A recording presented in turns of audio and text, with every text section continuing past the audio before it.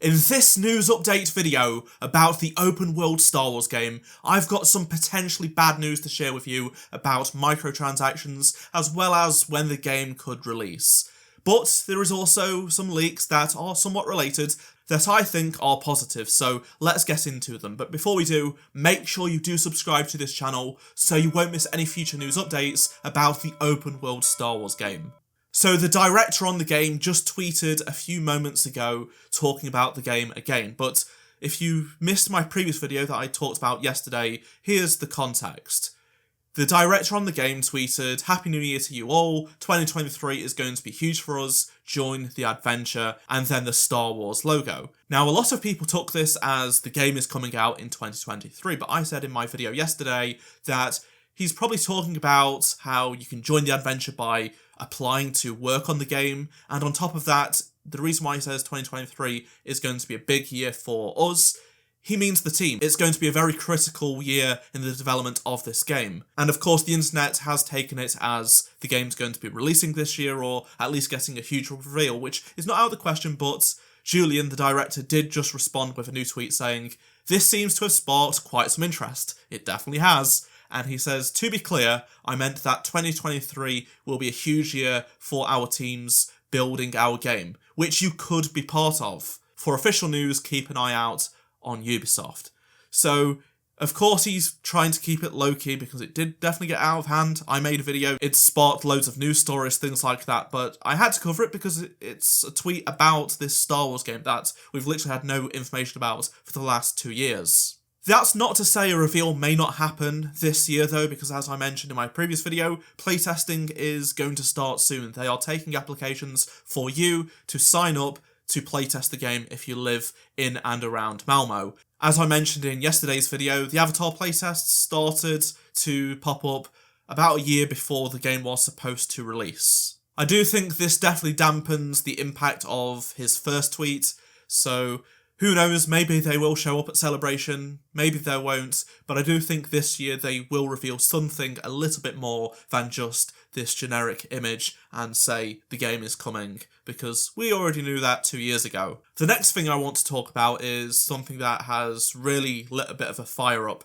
and it's about a monetization specialist job listing that went up a couple of weeks ago on the Ubisoft Massive website. Now, the job listing previously said, "At Massive, you get to do what you love most while bringing your own experience to our ongoing projects like The Division 2, Avatar Frontiers of Pandora, and the Star Wars project."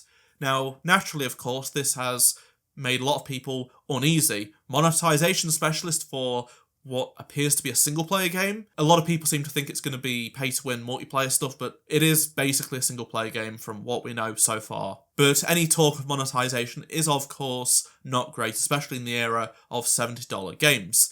But having just checked the job listing, they've removed that whole paragraph, and it's no longer limited to the Star Wars project, it's just under Massive Entertainment, and it's just for all of their projects. So it may just be a blunder by the recruiter who just posted the job listing, and they don't want this going out of hand because they're putting monetization next to Star Wars already before we've even seen the game. I wouldn't get too up in arms at this moment in time, don't get your pitchforks ready yet, because like I said, the game is supposedly mostly going to just be single-player based, which is what a lot of people want, rather than multiplayer. They don't want a multiplayer open-world game, they want a single-player they can live in, much like the classic Star Wars games. There has been microtransactions in single-player games such as the recent Assassin's Creed games, and people don't need to use those. They're just there if you don't have time to play and grind through the game. Hopefully this game isn't much of a grind, and we don't need microtransactions, but if they are cosmetic